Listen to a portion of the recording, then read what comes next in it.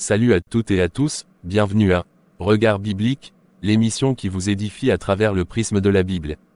Aujourd'hui, nous accueillons un invité spécial pour débattre le sujet suivant: quelle différence existe-t-il entre la pensée positive et la foi? Bien avant de commencer, nous vous demandons de mettre un pouce bleu pour nous encourager, de vous abonner si ce n'est pas encore fait, en activant la cloche de notification pour recevoir nos prochaines vidéos. Enfin, partagez nos contenus pour nous aider à grandir. Bonjour et bienvenue à notre émission, frère Marc. Pour commencer, pourriez-vous nous donner votre point de vue sur la différence entre la pensée positive et la foi? Bonjour à tous, je suis ravi d'être ici. En ce qui concerne notre sujet, la pensée positive et la foi sont des concepts distincts mais interconnectés. La pensée positive se concentre généralement sur l'optimisme, la visualisation et l'auto-amélioration, tandis que la foi va au-delà de simplement croire en de bonnes perspectives pour se baser sur une confiance profonde en Dieu et en ses promesses. C'est une distinction intéressante que vous faites, frère Emmanuel. Pourriez-vous approfondir comment la foi diffère de la pensée positive d'un point de vue spirituel? Absolument, la foi repose sur la conviction en des choses non vues, comme le décrit la Bible, et elle est nourrie par une relation personnelle avec Dieu en se basant sur la parole de Dieu. D'un autre côté, la pensée positive est souvent centrée sur l'individu et ses propres capacités à changer sa réalité, tandis que la foi repose sur la confiance en la puissance de Dieu pour accomplir l'impossible dans notre vie. Finalement, la foi transcende la pensée positive en nous reliant à quelque chose de plus grand que nous-mêmes. Maintenant, de manière claire et précise, d'où vient la foi? Dans la Bible, la foi est présentée comme un don de Dieu. Dans l'Épître aux Éphésiens, le chapitre 2 verset 8, il est écrit: « Car c'est par la grâce que vous êtes sauvés, par le moyen de la foi.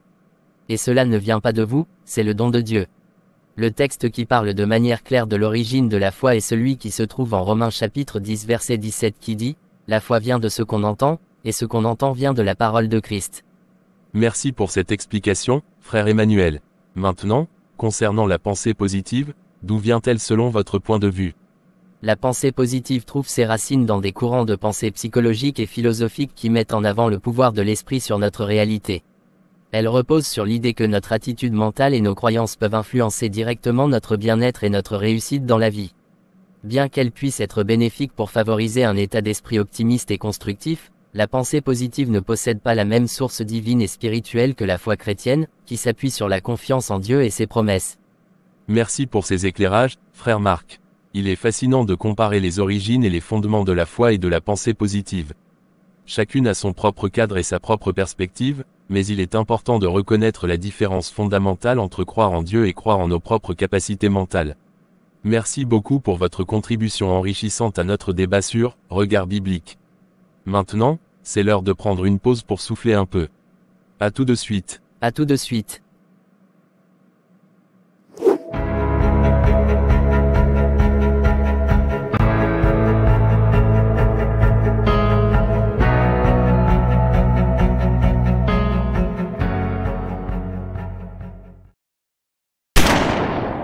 De retour après la pause, nous allons continuer avec notre émission. Merci chers internautes de rester avec nous. Frère Emmanuel, est-il possible qu'un chrétien utilise seulement la pensée positive au lieu de la foi? Alors, pour répondre à ta question, un chrétien peut certainement utiliser la pensée positive comme un outil pour rester optimiste et encouragé, mais la foi va au-delà. Elle repose sur la certitude de l'action de Dieu dans nos vies, sur sa puissance et sa fidélité. La pensée positive peut être un complément utile à la foi, mais elle ne peut pas la remplacer. La foi est ancrée dans une relation profonde avec Dieu et une confiance inébranlable en sa providence et sa présence dans nos vies. Donc, un chrétien ne peut pas utiliser uniquement la pensée positive car elle comporte des dangers. Et quels sont ces dangers? Je vais partager avec nos chers internautes 4 dangers. Premièrement, la pensée positive peut créer une dépendance à l'autosuffisance. En se concentrant uniquement sur la pensée positive, un chrétien pourrait être tenté de se fier uniquement à ses propres forces et à sa capacité à surmonter les défis, plutôt que de dépendre de la puissance de Dieu. Deuxièmement, risque de superficialité, la pensée positive peut parfois se concentrer uniquement sur la surface des choses, sans aborder les questions spirituelles plus profondes. Cela pourrait conduire à une foi superficielle et à une vision réduite de la relation avec Dieu. Troisièmement, ignorer la souffrance. En insistant sur le côté positif des choses, il y a un risque de minimiser ou d'ignorer la réalité de la souffrance et de la douleur dans le monde. La foi chrétienne reconnaît la réalité de la souffrance et invite à la compassion et à l'action envers les autres. Quatrièmement, pour finir, risque de dérive spirituelle, en se concentrant uniquement sur la pensée positive en dehors d'un cadre spirituel, un chrétien pourrait s'éloigner des vérités bibliques et de la volonté de Dieu pour sa vie, ce qui pourrait entraîner une dérive spirituelle. En résumé, si je comprends bien, la pensée positive peut être bénéfique en complément de la foi chrétienne, mais il est essentiel de ne pas la substituer à une relation profonde avec Dieu et à une compréhension de sa volonté. La foi chrétienne repose sur des fondements spirituels solides et une confiance en la grâce et la puissance de Dieu. C'est exact.